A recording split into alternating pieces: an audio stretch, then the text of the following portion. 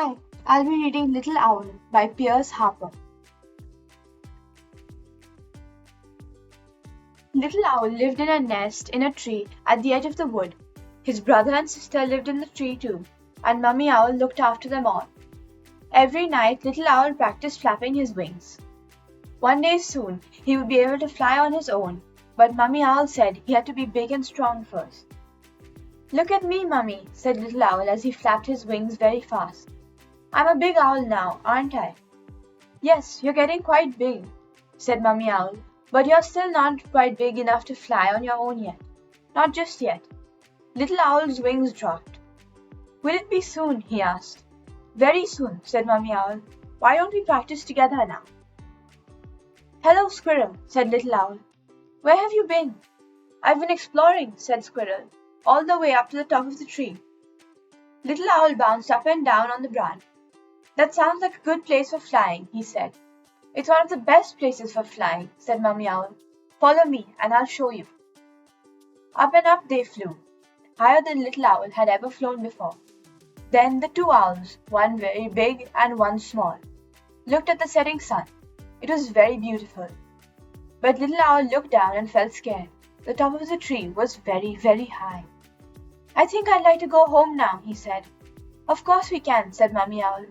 "You've been a very brave owl indeed."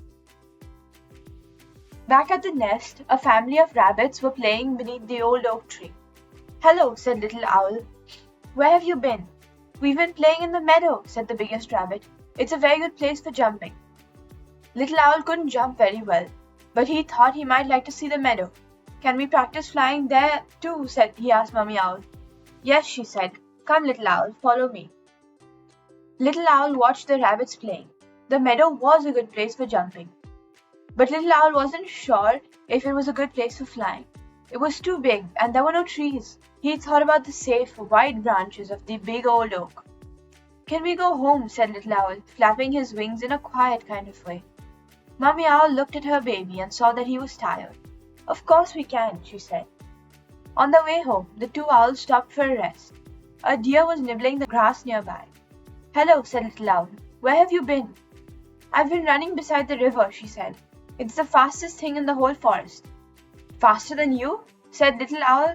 "Then it must be very fast indeed." The river was very fast and noisy, and he just couldn't keep up, no matter how hard he flapped his wings. "Shall we go home now?" he said. "Of course," said Mummy Owl. But as Little Owl followed her home, he didn't feel like a very brave owl. At last they came back to the safe, warm nest. "Hello, Bat," said Little Owl. "Did you see me flying?" "Yes," said Bat. "You are very good. Why don't we go and play races?" Now Little Owl loved flying more than anything, but he began to worry. What if he felt scared? But I can't go on my own," he said. "Can I, Mummy?" Mummy Owl looked at Little Owl. "I think that you're quite strong enough and brave enough," she said. "You're a big owl now."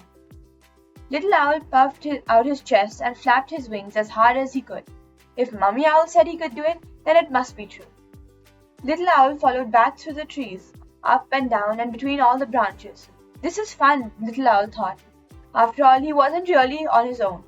Not when Bat was there. But Bat was so much faster than Little Owl and soon left him behind. Little Owl gasped. He was all on his own. He began to feel very frightened. But then he remembered what Mummy Owl had said. He was a big owl now, and that meant he was strong and brave. "I can fly on my own," he thought proudly. Thank you.